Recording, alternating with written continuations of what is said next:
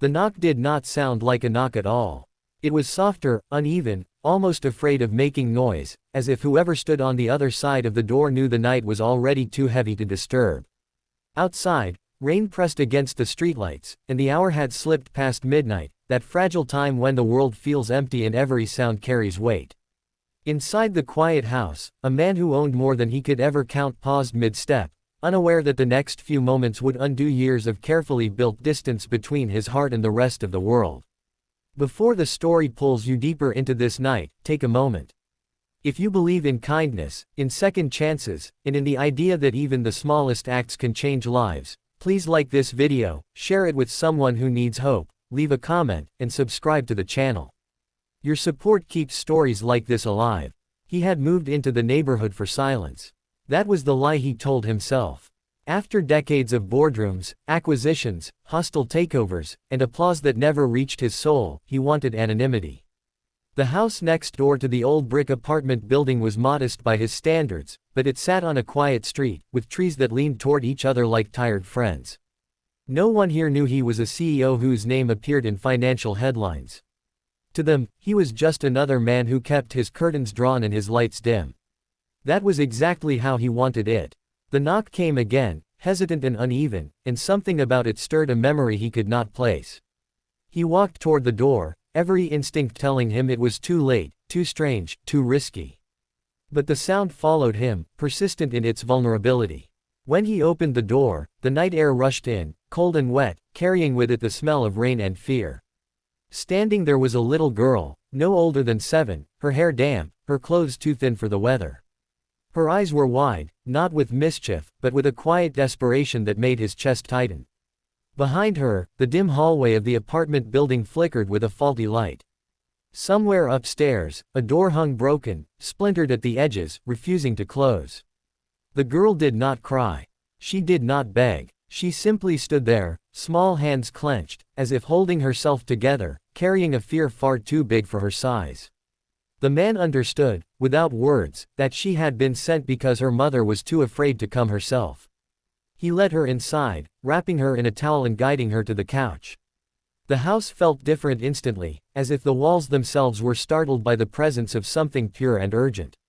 The girl explained everything in broken, breathless sentences, not as dialogue but as fragments of reality that painted a terrifying picture.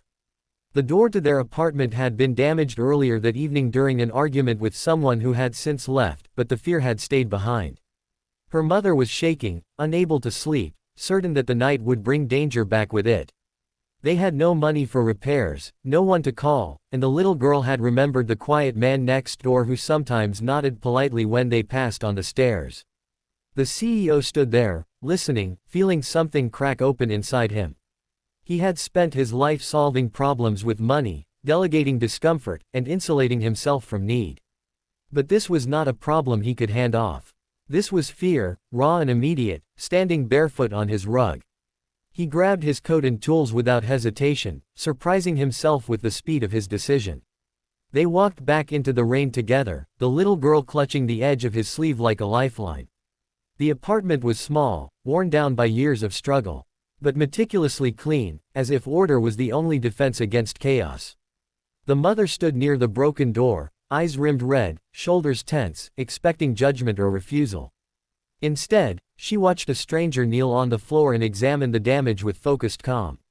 The door frame was cracked, the lock bent beyond easy repair. It would take time, effort, and care. None of that mattered to him. He worked quietly, methodically, blocking out the storm outside and the storm inside the room. As he worked, memories surfaced uninvited. He remembered being a boy in a small apartment much like this one, listening to his own mother whisper reassurances she did not believe, fixing what she could with borrowed tools and borrowed courage. He had sworn he would never live like that again. Somewhere along the way, he had also sworn never to feel that helplessness again. Tonight, surrounded by the smell of old wood and fear, he realized he had not escaped it. He had simply buried it under success. The repair took longer than expected.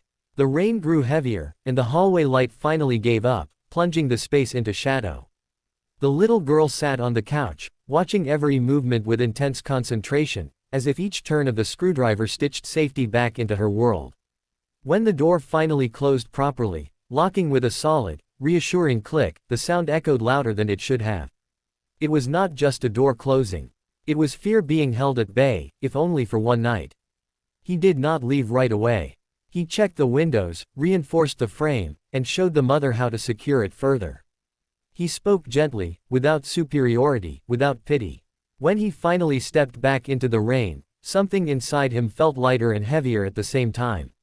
The little girl waved from the doorway, her eyes no longer wide with terror, but bright with something else. Trust. Days passed, then weeks. The CEO returned to his routines, but they no longer fit the same way. The numbers on his screens felt hollow. The meetings felt louder. He found himself looking toward the apartment building more often than he cared to admit. He arranged, quietly and anonymously, for the entire building to have improved security and maintenance, disguising it as a standard investment upgrade. He told himself it was practical. Deep down, he knew it was personal.